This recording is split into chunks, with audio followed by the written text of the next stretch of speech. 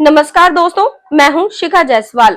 तीसरे चरण की वोटिंग से पहले आरजेडी प्रमुख लालू यादव ने मुस्लिम आरक्षण पर बड़ा बयान दिया है, जिसको लेकर अब राजनीति बहुत तेज हो गई है। आपको बता दें कि हाल ही में पीएम मोदी ने अपने भाषण में स्पष्ट रूप से कहा था कि वो पिछड़ों, वंचितों और आदिवासियों का आरक्षण मुसलमानों को नहीं जाने देंगे। इसके बाद देश भर में राजनीतिक सरगर्मी तेज हो गई थी। अब लालू ने इस मामले में अपनी प्रतिक्रिया दी है। लालू यादव ने मीडिया से बात करते हुए कहा कि वोट हमारे पक्ष में है। एनडीए कह रहा है कि बिहार में जंगल राज होगा क्योंकि वो लोग डर गए हैं। वो भड़काने की कोशिश कर रहे हैं। वो संविधान और लोकतंत्र को खत्म करना चाहते हैं। इसके अलावा लालू यादव ने मुस्लिम आरक्षण पर भी बड़ा बयान दिया। उन्होंने कहा कि मुसलमानों को तो आरक्षण मिलना ही चाहिए।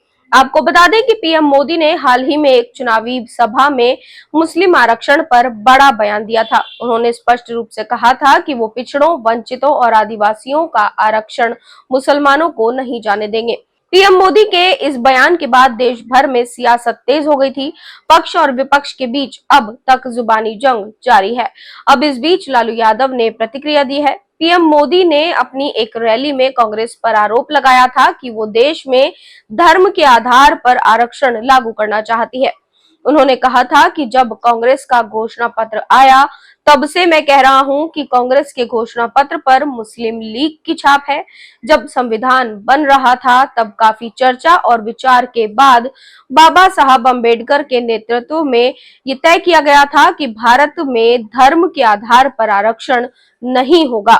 आरक्षण होगा तो मेरे दलित भाई बहनों के लिए, मेरे आदिवासी भाई बहनों के लिए, लेकिन धर्म के आधार पर आरक्षण नहीं होगा। लेकिन वोट बैंक की भूखी कांग्रेस ने कभी इन महापुरुषों की बात की परवाह नहीं की, संविधान की पवित्रता की बात नहीं की।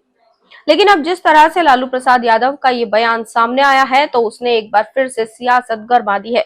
इस पर बीजेपी क्या प्रतिक्रिया देती है, ये तो वक्त बताएगा कि बीजेपी इस पर क्या अपनी राय देती है। लेकिन फिलहाल लालू यादव ने जो अपनी प्रतिक्रिया दी है, मुसलमानों को आरक्षण देने का समर्थन किया है, उसको लेकर अब राजनीति और भी ज्यादा तेज होने वाली है।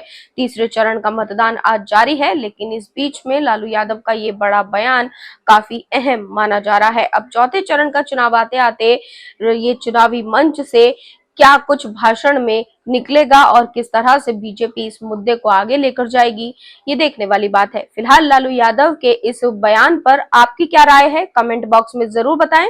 साथ ही चैनल को सब्सक्राइब करना बिल्कुल ना भूलें।